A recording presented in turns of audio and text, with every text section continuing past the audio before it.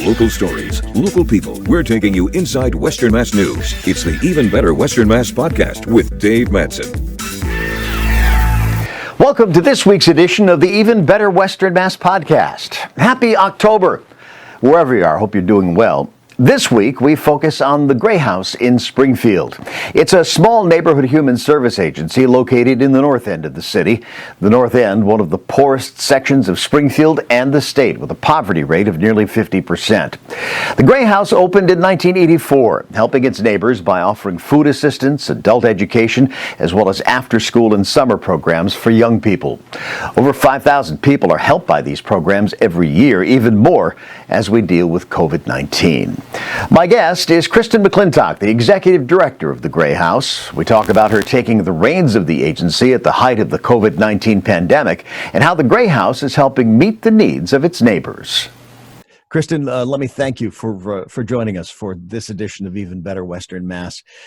You came on to Gray House in late May, and I'm looking at that and going, well, that was right in the middle of COVID-19. What a time to start a new job. It has definitely been interesting, to say the least. But again, I've learned a lot. I'm really lucky to have the support of amazing coworkers and an amazing board and support of the community. So it's been interesting, but we're managing.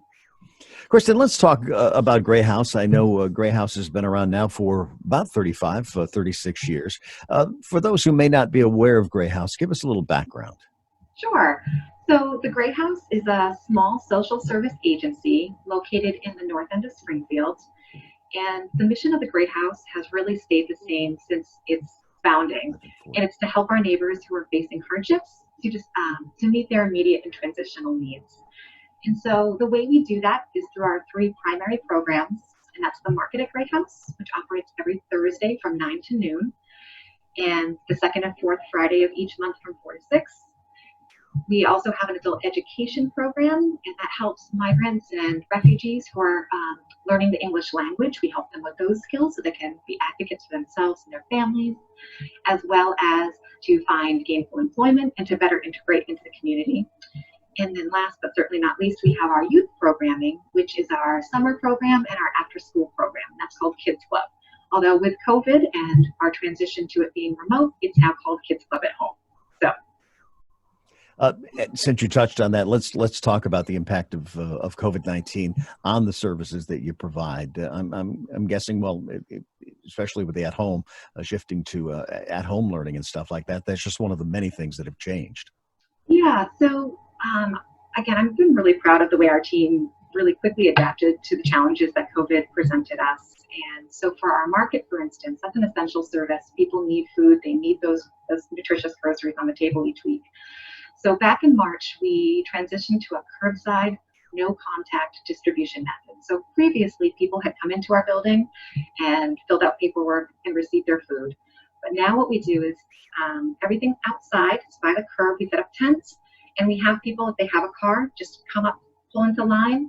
We ask them some information from a safe distance, and then we put their groceries directly into their trunk of their car, which is great. And for the individuals who don't have a car, they can still come up. They socially distance on the sidewalk, and we provide them their groceries that way. Everyone's required to wear a mask.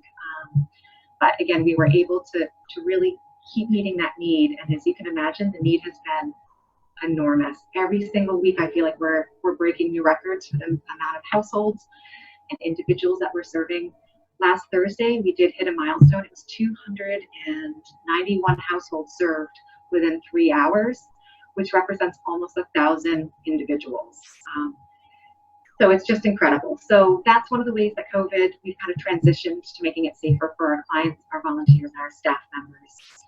In terms of our adult education program, we are kind of creating a blend. It's a blended learning approach, a hybrid model where students can still come on site. We have reduced class sizes, so 4 to 5 students at a time, all socially distanced with physical barriers. We also have virtual online options for students who have access to technology, and that's really important.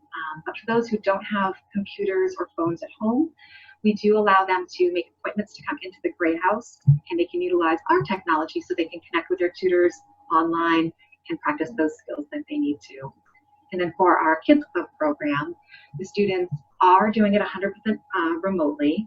We transitioned back in March as well. And then for the summer program, which typically happens on site, I was a little nervous. I thought, how is a summer program going to work? Are the kids going to be engaged after having spent so much time online at the end of the school year?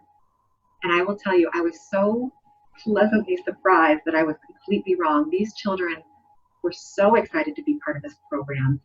I would log on with the coordinator, and they would just be ready to learn. They'd be excited. They'd be enthusiastic. They were so just full of life. And the transition of that program to kind of bring the community to them, since they couldn't be out in the community with us, was just so successful. So that's been wonderful. And we really replicated the best parts of the summer program into our after school program for this year. So we're still incorporating community mentors who are coming on, reading to the children, telling them about their jobs, their careers.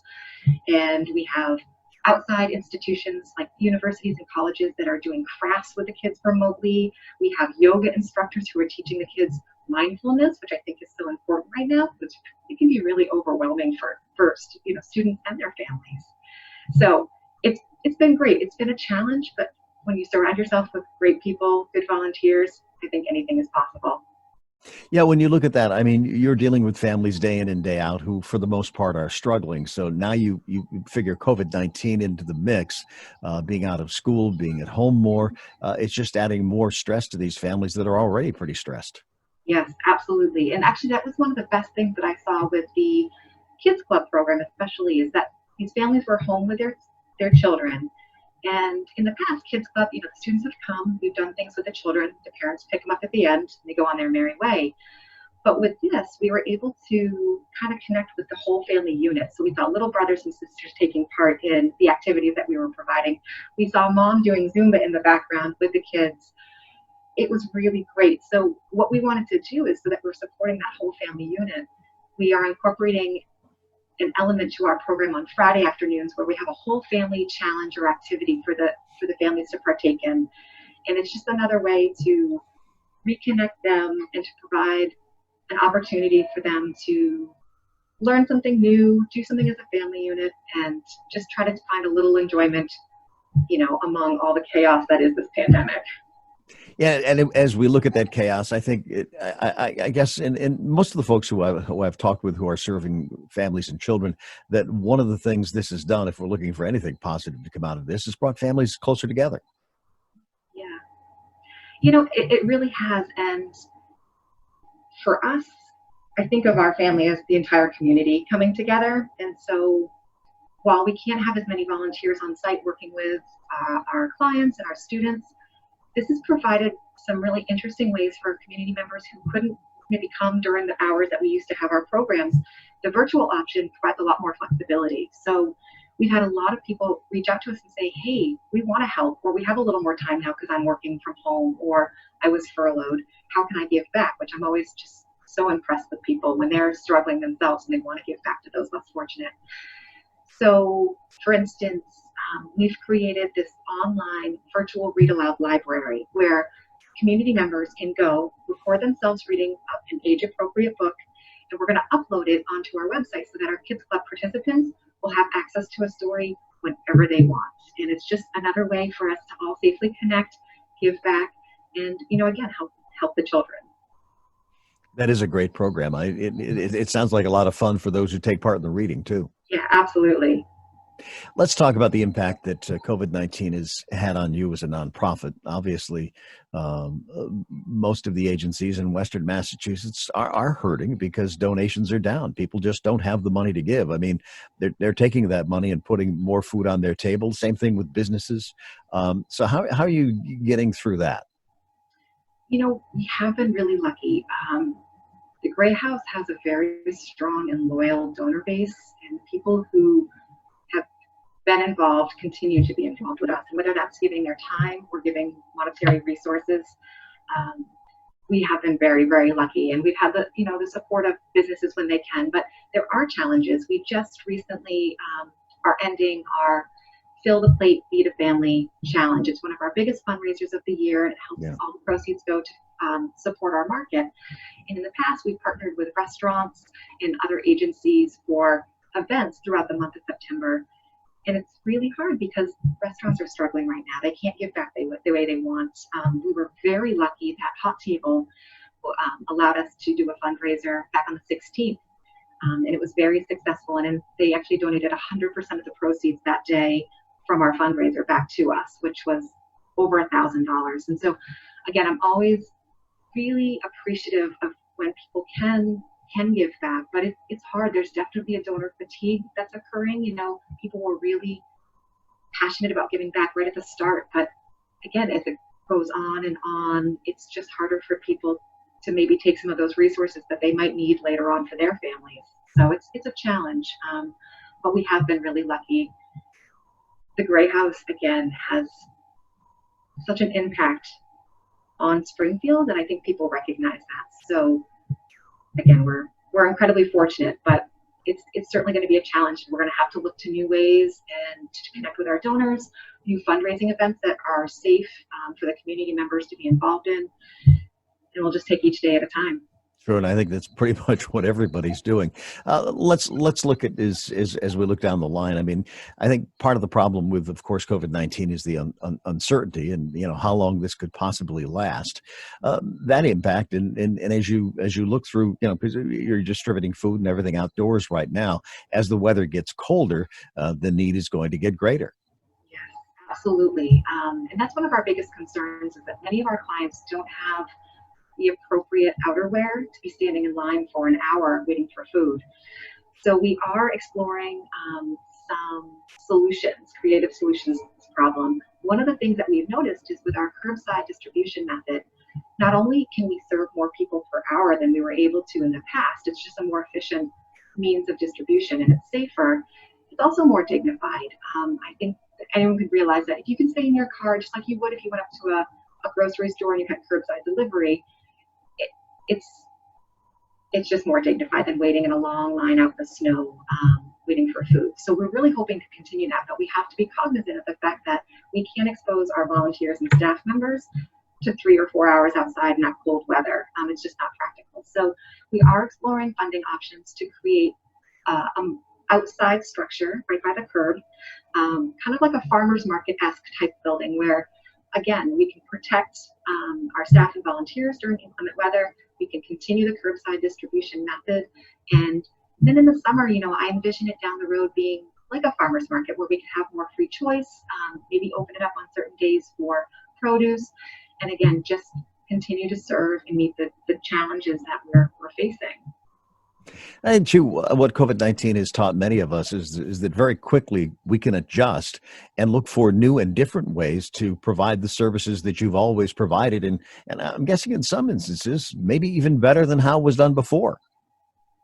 Yeah, and I think that's what we found with this market distribution is that, again, I don't know if we would have tried this if the pandemic hadn't come and the restrictions with social distancing and so on and so forth. So it makes you think outside the box, and it is always a pleasant surprise when you realize, hey, this is great. Like, we can continue to do what we're here to do, and maybe even in a better way than we did it in the past. And the same thing with our kids club programming.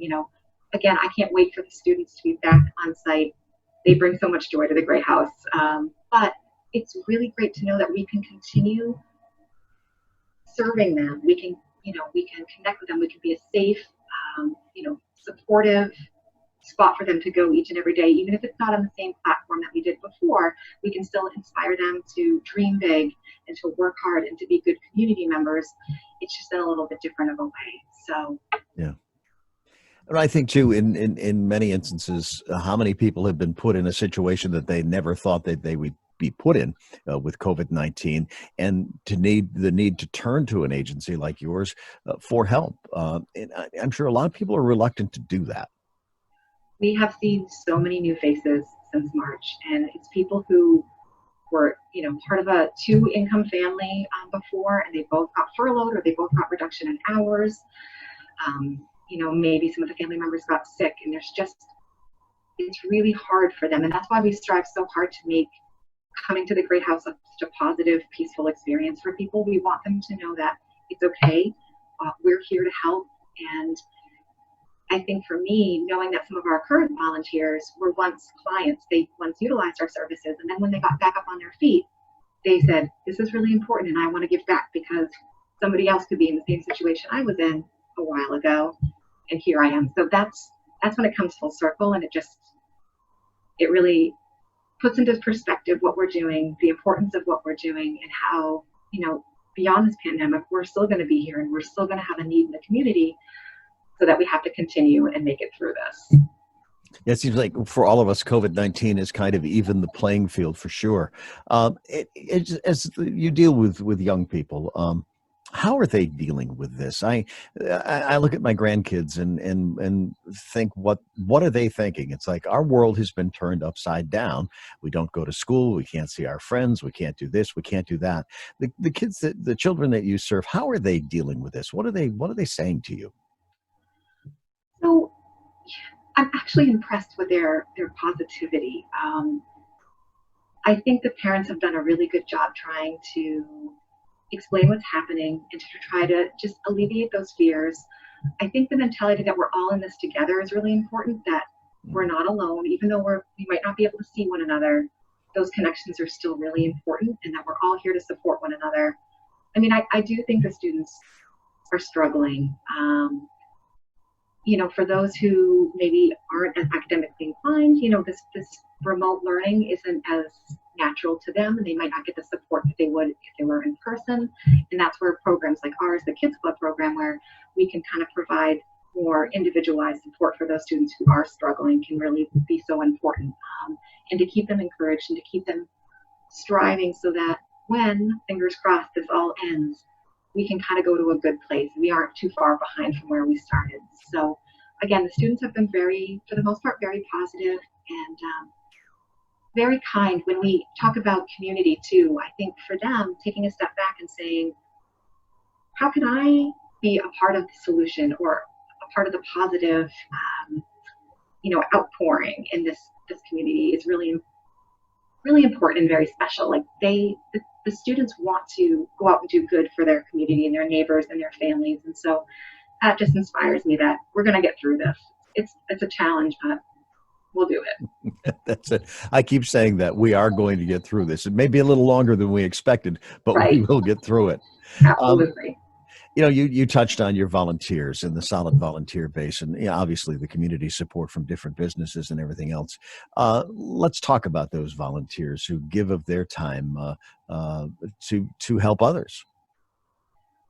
I know I might be biased, but I truly believe we have the best volunteers in the world. Our volunteers who come in week after week, they're bagging food, they do whatever we need them to do, which is just so impressive. They're not on I'm here for an hour to volunteer. They're what can we do next? What can we do to help the agency, to help the community? They'll give us ideas. They're a great source of feedback for our programs. What's working well, what's not working well.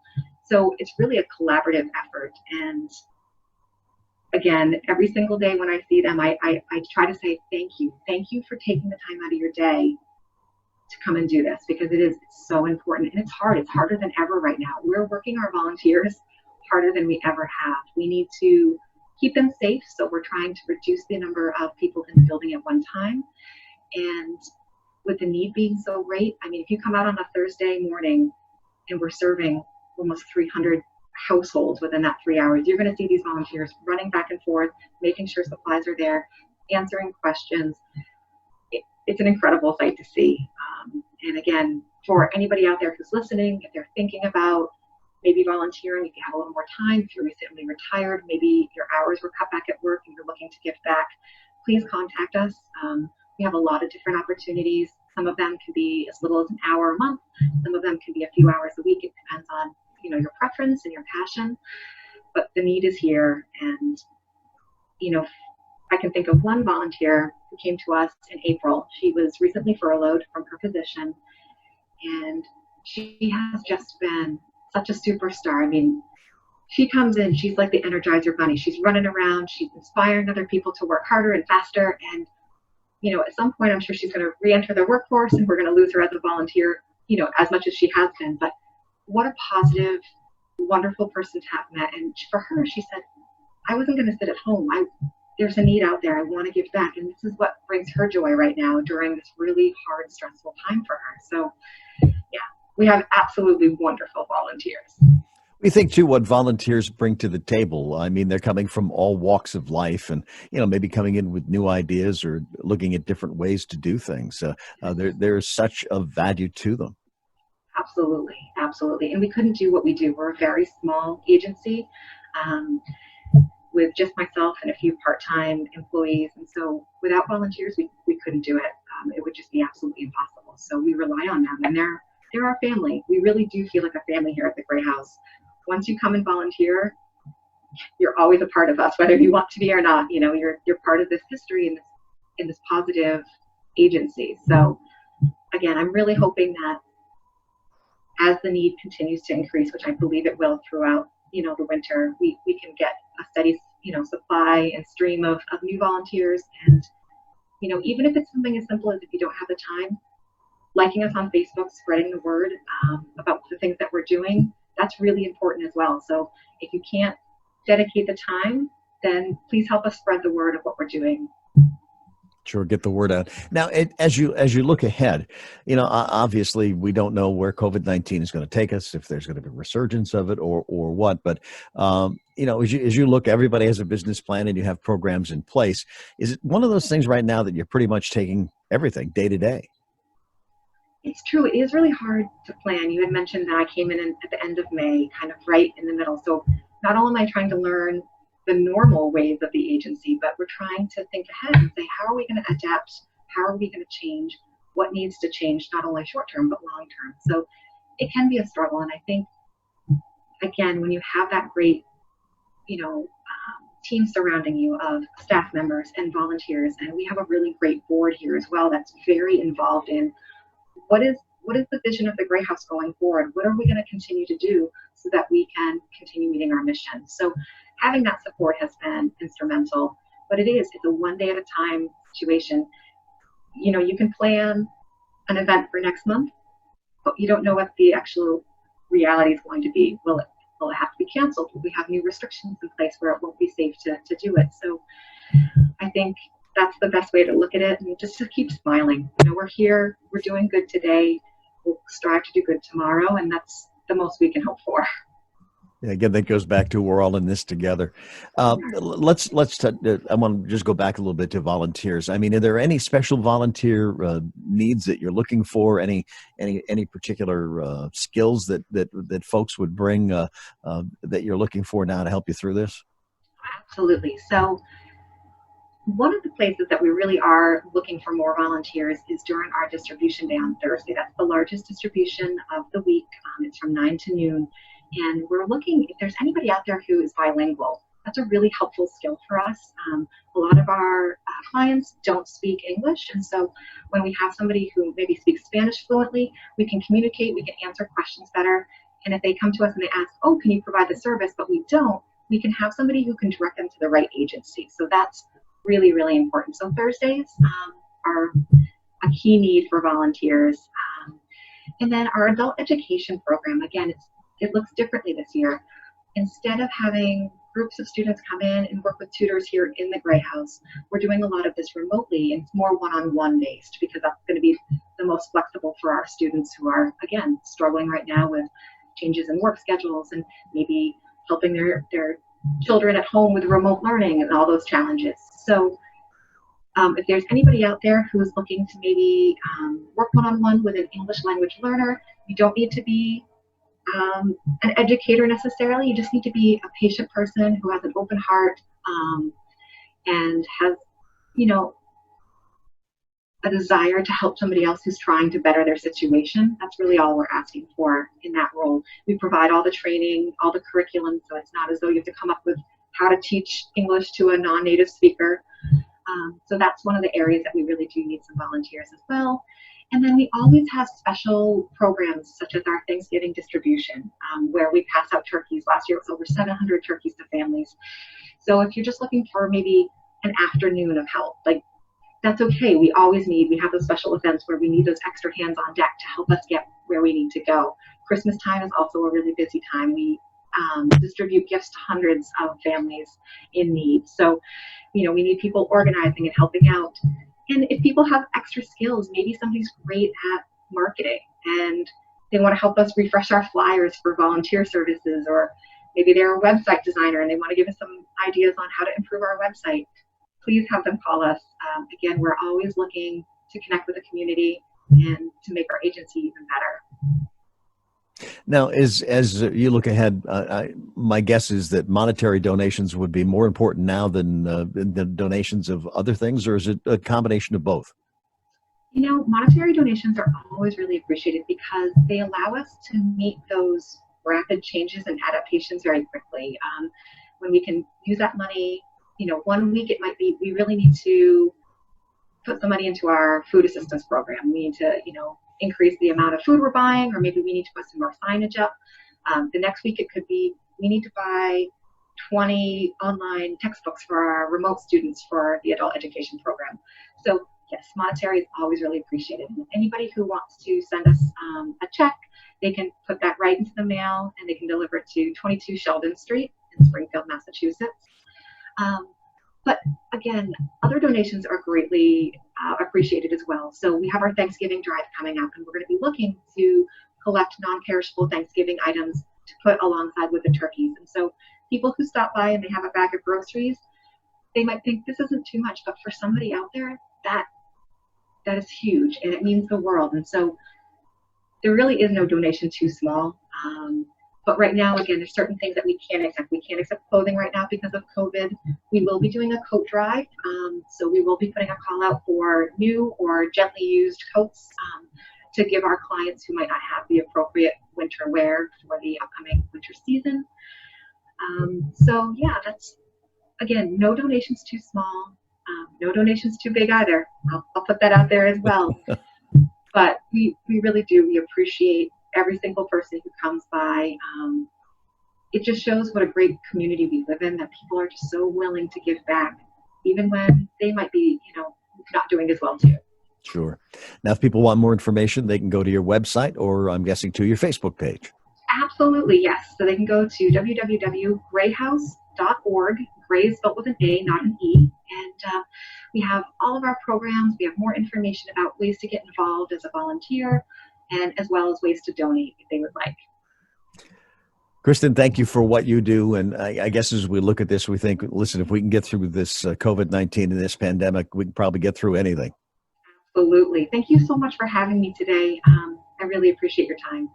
My thanks to Kristen McClintock for taking the time to join me for the Even Better Western Mass podcast. To learn more about the Gray House, visit Grayhouse, that's gray with an A.org.